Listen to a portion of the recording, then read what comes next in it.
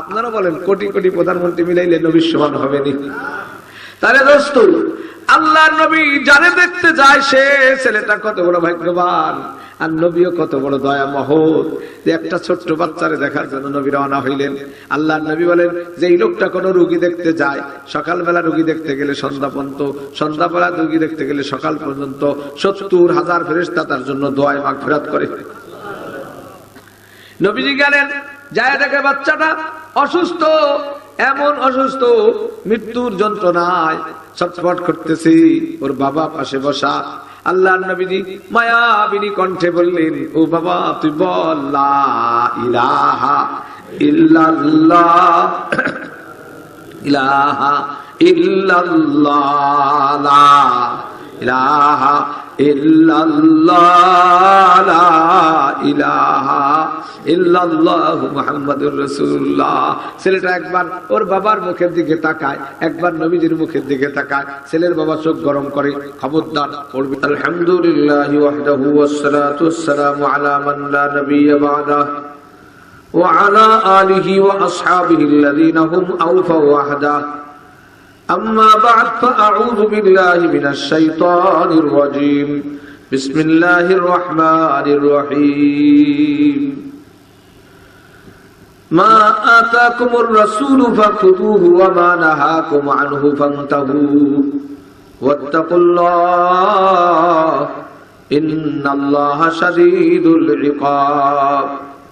ওয়া ক্বালা রাসূলুল্লাহ সাল্লাল্লাহু আলাইহি ওয়াসাল্লাম লা ইউমিনু আহাদুকুম হাত্তা ইয়াকুনা হাওয়াহু তাবআন লিমা জিতু বিহি আও কামা ক্বালা আলাইহিস সালাতু ওয়াসসালাম।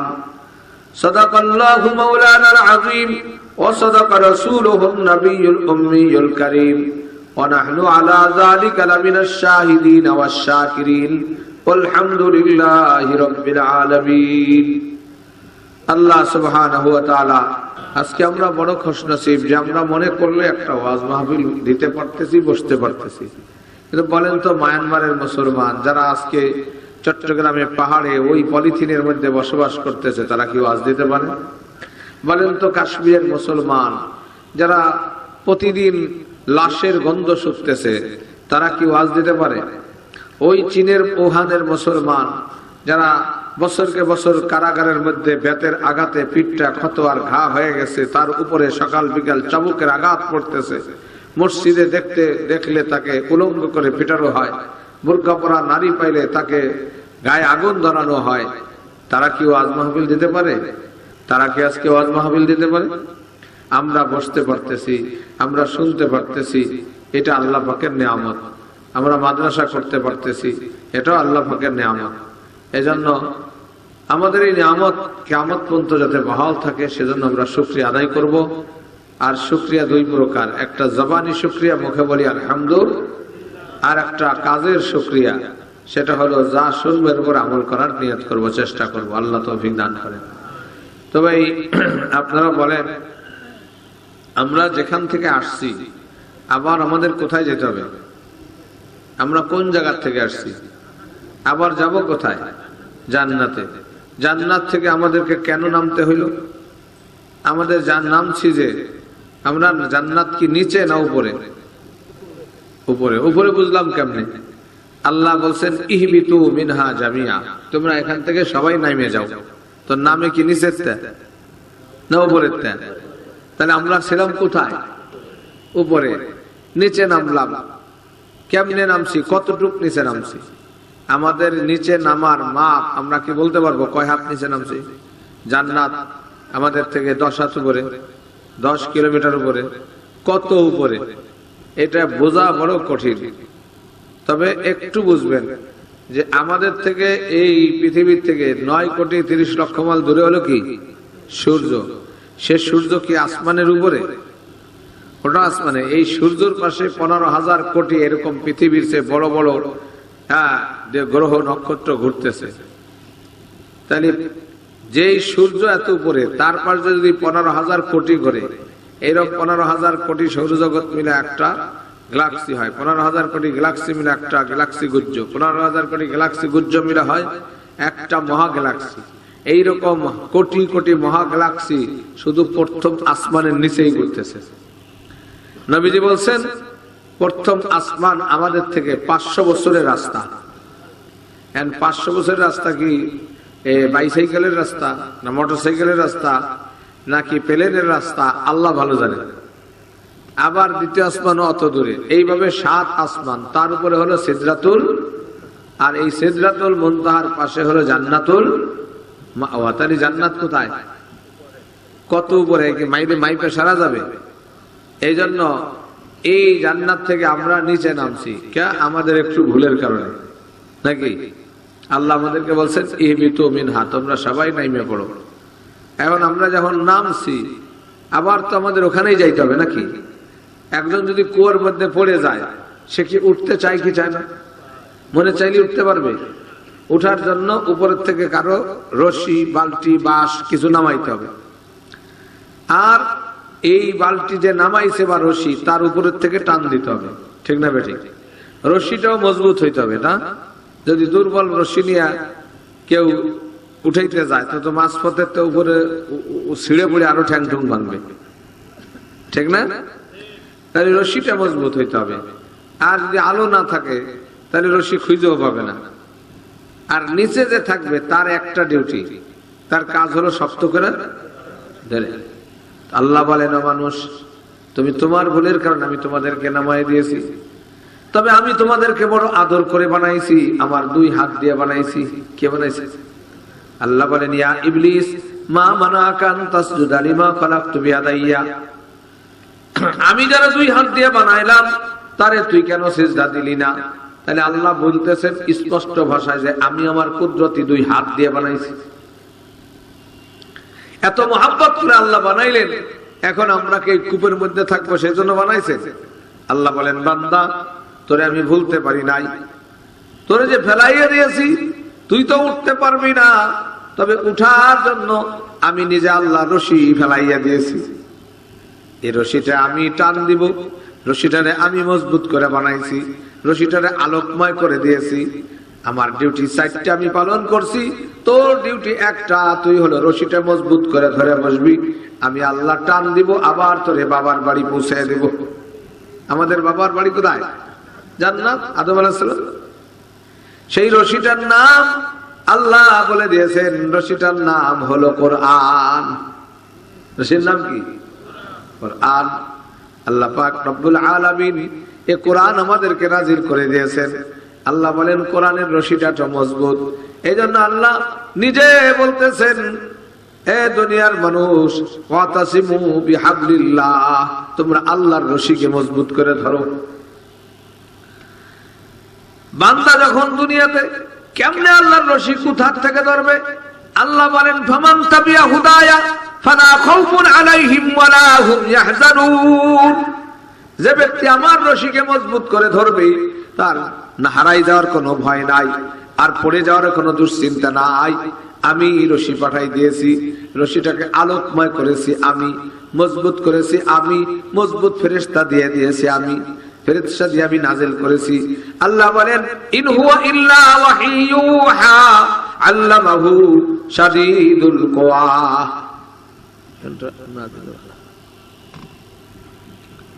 আল্লাহ শক্তিশালী ফেরেশতা দিয়ে আমাদের কাছে কোরআন নাজিল করেছেন। এখন বলেন, এই যে কোরআন, এই কোরআনে পাকের মধ্যে আল্লাহ এমন আলো দিয়েছেন, কোরআনের আলো কেমন? আল্লাহু আকবার।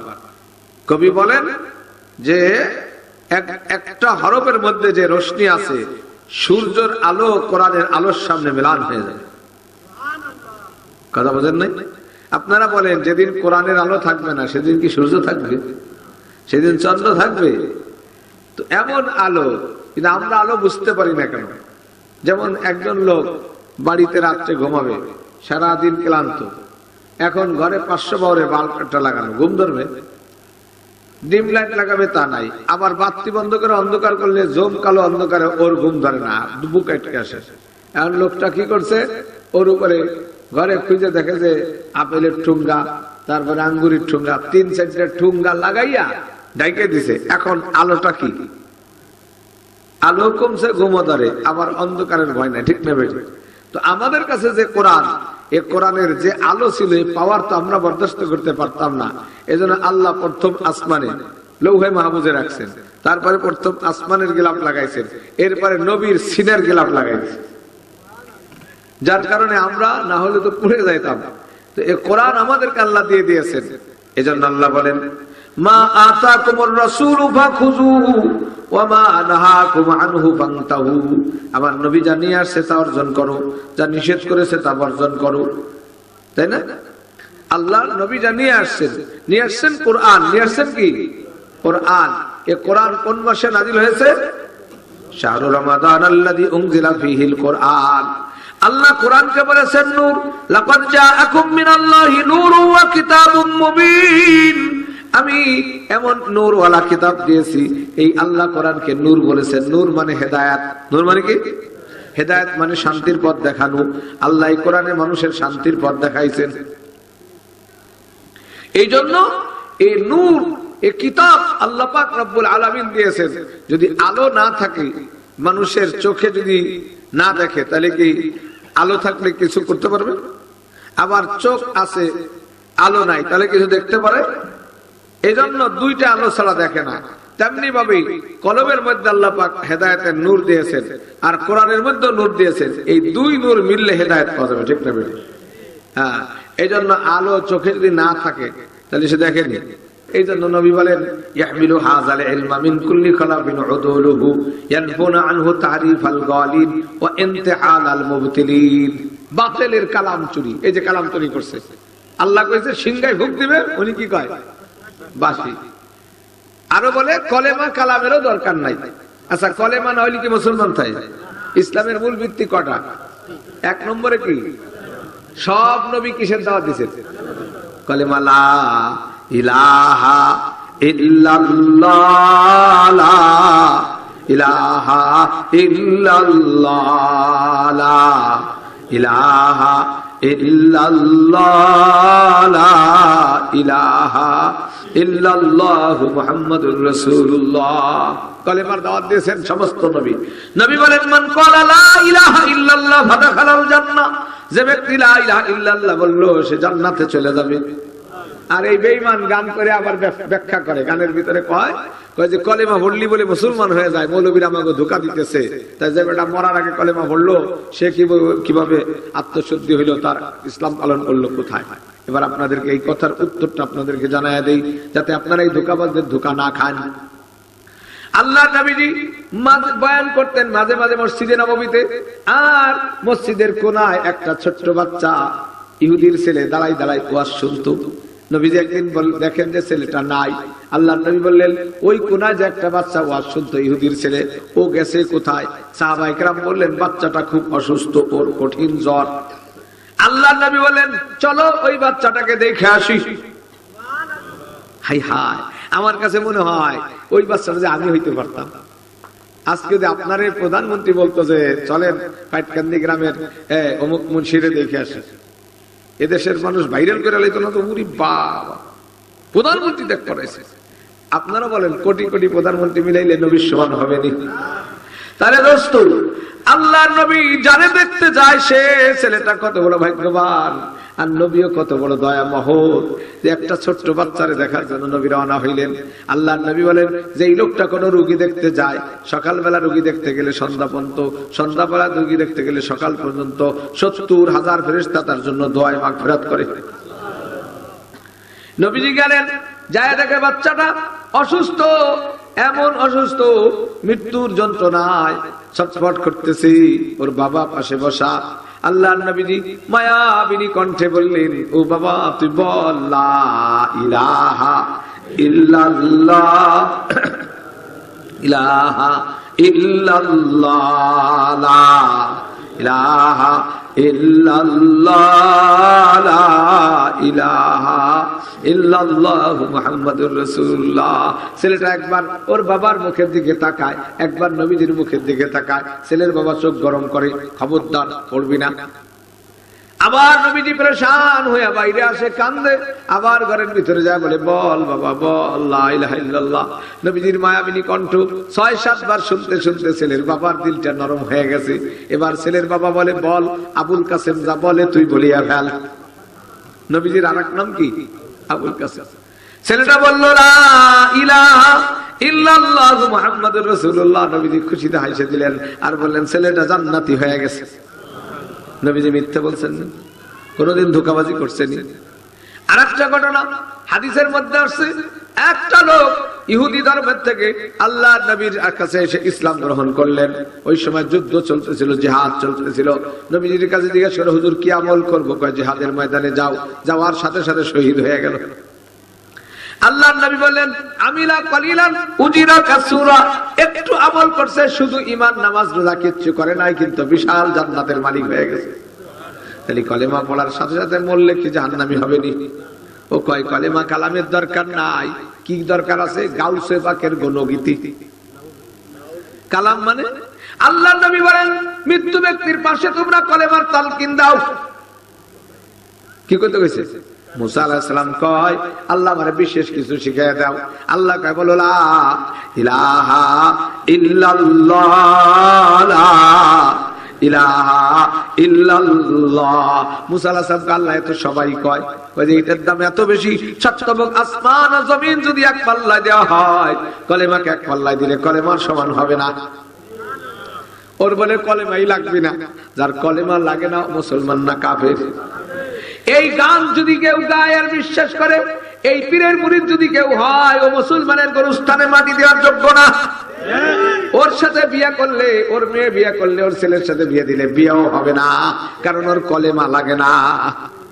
ঠিক না বেড়ি? তারপরে কি কয়? কালামও লাগবে না। কালাম মানে কোরআন। কালাম মানে কি? কোরআন। আল্লাহ নবী বলেন, মৃত্যু ব্যক্তির পাশে যদি সূরা ইয়াসিন পড়া হয়, মৌতের কষ্ট সে বুঝবে না। দাঁত উঠাই যে ইনজেকশন দিয়ে ওঠে না দিয়ে, এক ডাক্তার বদমাশ, বেদলের লোক যদি দাঁত উঠাবার আসে, ইনজেকশন একটু কম দেয় যাতে ব্যথা পায়। এই কয়জন শুনছে, এক মস্তান কয় দাঁড়া আমি ওর সোজা করতেছি। ওরে পাইয়া ডাক্তার কয় ওরে একটাও দিব না ইনজেকশন। ওর বিরোধী দলের লোক হাই হাই জায়াদের দাঁত ধরে যখন আর সালাসি দিয়ে টান দিছে, ও মুঠ পাকায় কয় ইরে বাবারে, কই যেভাবে ঘুষি ছাড়ছে, ডাক্তারের দাঁত দুইটা বেরিয়ে গেছে। ঠিক না বে? ঠিক। যদি ইনজেকশন দিত তাইলে ব্যথা পাইতো নি। ও দোস্ত, মৌতের কষ্ট এত কঠিন। 100 বার একটা ছাগলকে যদি চামড়া ছোলা হয় আর লাগানো হয়, এতে যত কষ্ট পায় তার চেয়ে বেশি কষ্ট মৌতের কষ্ট। কিন্তু সূরা ইয়াসিনের ইনজেকশন মাইরে দিলে আর ব্যথা পাবে না, ব্যথা সে অনুভবই করতে পারবে না। তাহলে আল্লাহ নবী কইছেন কালাম। ও কয় কলেমাও লাগবে না, কালামও লাগবে না, ওর গাউসে পাকের গুণগীতি গাইলে বলে। গাউসে পাকের গুণগীতি কি কোরআনের চেয়ে বেশি দামি? জোরে বলেন। এই মনে করলে ঈমান থাকবে না। এই জন্য বললাম, এই দেশে কিছু পীর আছে, ওরা ফেরাউন নমরুদের চেয়ে বড় ডাকাত। ফেরাউন নমরুদ মানুষের জান হত্যা করছে, যাদের জান নিয়েছে তাদের আখিরাত তো ধ্বংস করতে পারে না, আর এগুলা দুনিয়াও ধ্বংস করে, আখিরাতও ধ্বংস করে দিতেছে। এই বিশ্বাস থাকলে কি ঈমান থাকবে? এই জন্য আমি বলি, যারা গান গান, গান বুঝে শুনে গাবেন, কিছু গান গাইলেই কাফের হয়ে যাবে। আমি একটা গান ইউটিউবে আছে, আপনাদের সার্চ দিলে পাবেন। গান গাইতেছে, গানের মধ্যে কি কয়? কয় যে 1400 বছর আগে বাবা ছিলেন মদিনাতে, পাপী তাবি লইল কত উদ্ধারি, নবুয়তের পরে করেন বেলায়াত জারি, গাউসুল আজম কেবলা কাবা ভান্ডারি, নবুয়তের পরে করেন বেলায়াত জারি, লইয়া তিনি পুনর্জন্ম চট্টগ্রাম লইলেন আসন। আমি নাম কইলাম না, চট্টগ্রাম বলেন। আমার আপনারা বলেন 1400 বছর আগে আমাদের আব্দুল গফফার সাহেব মদিনার নবী ছিল। হ্যাঁ, এই বিশ্বাস করলে ঈমান থাকবে? তোমার বিশ্বাস 1400 বছর আগে নবী ছিল, পরে লইয়া তিনি পুনর্জন্ম চট্টগ্রাম লইলেন আসন। পুনর্জন্ম নিয়ে নবীজি পরে আমাকে চট্টগ্রামের অলি হয়েছে। চট্টগ্রাম অলি হবার পারে, তার সরমনা বিশ্বাস হবার পারে, আমাকে নগর কেন্দ্র আব্দুল গফফার সাহেব হবার পারে। হ্যাঁ, আপনারা বলেন নবীর দাম বেশি না অলির দাম বেশি? কোটি কোটি নবী মিলাইলে অলি মিলাইলে নবীর সমান হবে?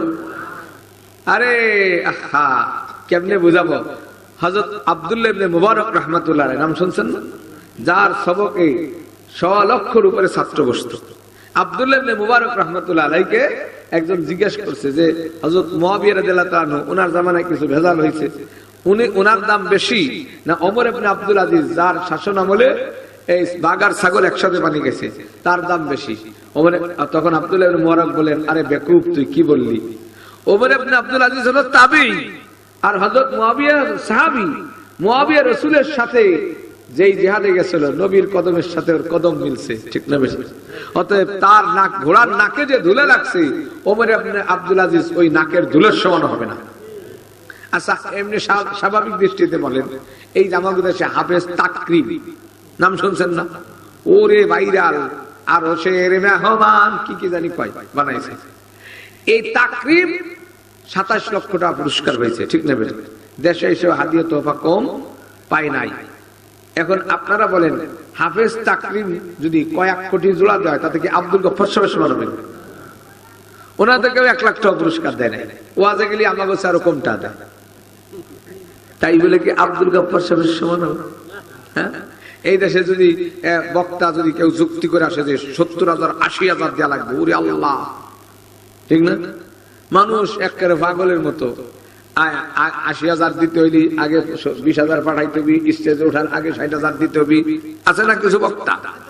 ওরে বাবা, আমিও বুঝি যে যাও তোমাকে টাকা দেওয়ারই দরকার, কারণ আমরা আসতে তো দেয় না, নিয়ে যা করা। এই যে বলেন এইরকম বক্তা 20 হানি জোড়া দিলি আমাদের আব্দুল গফফার সাহেব সমান হবে? এক দাঁতের এলেম আছে। তাই তেমনি ভাবে মাইনুদ্দিন চিশতি রাহমাতুল্লাহ আলাইহি মক্কা থেকে বাংলাদেশ ভারতবর্ষে আসতে 1,20,000 কাফেরকে মুসলমান বানাইছে। হযরত নূহ আলাইহিস সালাম 950 বছর দাওয়াত দিয়ে মুসলমান বানাইছে মোটে কয়জন? 80 জন। এবার বলেন নূহ আলাইহিস সালামের দাম মাইনুদ্দিন চিশতির দাম কি নূহ আলাইহিস সালামের চেয়ে বেশি নেই? তাইলে আল্লাহর নবীর দাম কেমন? আমার নবীর থুথুর দাম এত যে বুকের সাথে লাগাইলে মিশকম্বরে ঘ্রাণ হয়ে যাইত। আমার নবীর প্রস্রাব পান করলে গা দিয়া ঘ্রাণ বেরিত। সেই নবী মইরা অলি হবে, এটা কি প্রমোশন দেওয়া হলো না ডিমোশন? হ্যাঁ, আমরা যদি বলি যে আমাদের প্রধানমন্ত্রী মইরা পুনর্জন্ম নিয়ে পাটকান্দি বাজারে চকিদার হয়েছে, এই কি সম্মান দেওয়া হলো? তাইলে কি কয় যে লইয়া তিনি পুনর্জন্ম মাঝবান্ডারে লইলেন। আসল পুনর্জন্ম কি ইসলামের বিশ্বাস? সত্যি কথা বলবেন? হ্যাঁ, ইসলামের বিশ্বাস, তবে দুনিয়াতে না আখিরাতে। আমরা ঈমান আনছি ওয়াল ইয়াউমিল ওয়াল কদরি খাইরি ওয়া শাররিহি মিনাল্লাহি তাআলা ওয়াল বাসি। মউতের পরে পুনর্জন্ম হবে কবে? কিয়ামতের দিন। কেমনে হবে? আল্লাহর নবী বলেন কিয়ামতের ময়দানে সর্বপ্রথম জমিন থেকে ফাইলে উঠবো আমি। আমার ডান হাত ধরে উঠবে আবু বকর, বাম হাত ধরে উঠবে ওমর। আমরা 3 জন হাঁটা শুরু করব। আল্লাহ বলবেন নবীজি দাঁড়ান, হাঁটা লাগবে না, দুনিয়াতে গাড়ি দিয়ে আনছিলাম, আমি যানবাহন পাঠাইতেছি, একটা রশি উপর থেকে ঝুলতে থাকবে, আমরা 3 জনের টান দিব। কে? এই নিয়ে ভাবতে ভাবতে বেলাল পায়ের দিক থেকে উঠিয়া লাফ দিয়ে উঠে বলবে আল্লাহু আকবার।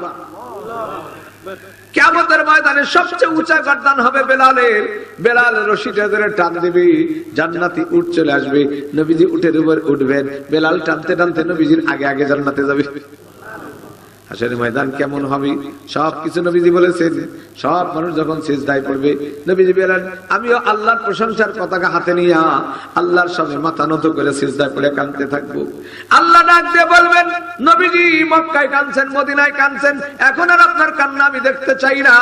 ও নবী ইরফা রাসাক, আপনি মাথা উঠান, চাল আপনি চান, আপনার চাওয়া ভালো লাগে তো তা আমি দেব, আমার দেওয়া ভালো লাগে। এ কথা কয় নাই নবী মাথা উঠান, যারে চান জান্নাতে দেন, যারে চান জাহান্নামে দেন। কইছে আপনি চাবেন আমি দিব। কইছে যারে চান